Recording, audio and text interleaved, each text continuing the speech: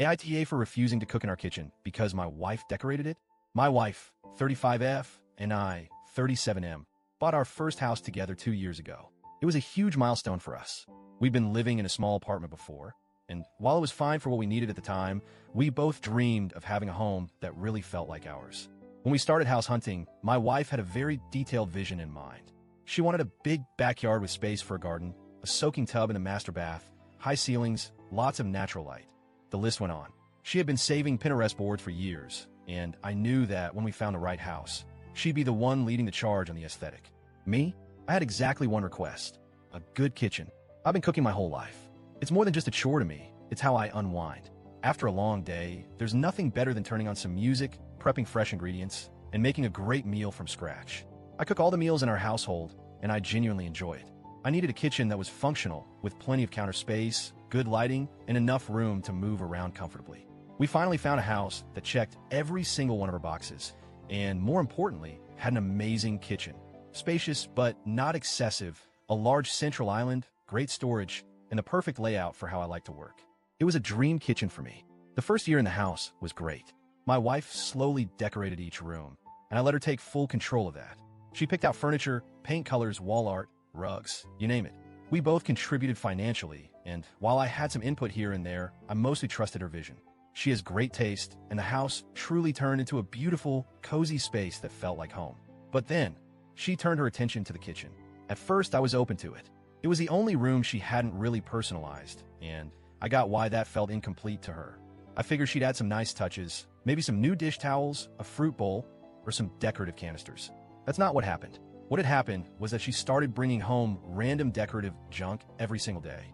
It started small, some fake fruit in a basket, a few oversized ceramic jars labeled flour, sugar, and coffee, which would have been fine, except we don't bake and we don't drink coffee. Then came the wooden blocks with sweet phrases like "this kitchen is seasoned with love" and "happiness is homemade." Then the situation escalated. She bought a wine rack, we don't drink. She brought home an espresso machine. Again, we don't drink coffee. She got these weird vinegar decanters filled with glittery liquid, and when I asked what they were, she admitted they were just for aesthetic. The worst of it? She rearranged everything. One night, I walked into the kitchen and immediately knew something was off. My toaster oven, which I use 3 times a day, was gone. I finally found it stuffed inside a cabinet, completely unplugged. My butcher's block, the one thing I use every single time I cook, had been relocated on top of the fridge, which, in case you were wondering, is about 6 inches higher than I can comfortably reach. In its place, a full-blown tea set, a serving tray for delicate little teacups, a fancy kettle, the whole 9 yards. We have never in our lives had afternoon tea. I stood there in stunned silence for a good 30 seconds before finally calling out to her. "A babe." She walked in all smiles. "Do you like it?" I blinked. "Where's my toaster oven?" "Oh, I put it in the cabinet to make more counter space." I turned and gestured at the massive tea set, taking up prime real estate. "More counter space for what?" She beamed. "Isn't it cute?" That was the beginning of the end. I told her as calmly as I could that this wasn't going to work. The kitchen is the one place in the house that I actively use every single day, and I needed it to be functional. She waved me off. "You'll get used to it."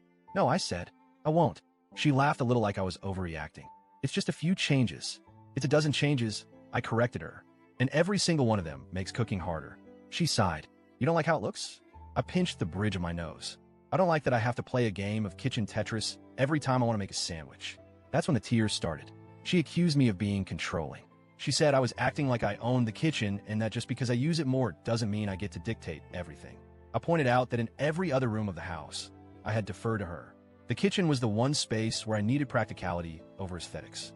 But she wouldn't budge. After an hour of going in circles, she ended the conversation by saying, "You'll just have to get used to it." So I made a decision. For the past 2 months, I have barely cooked.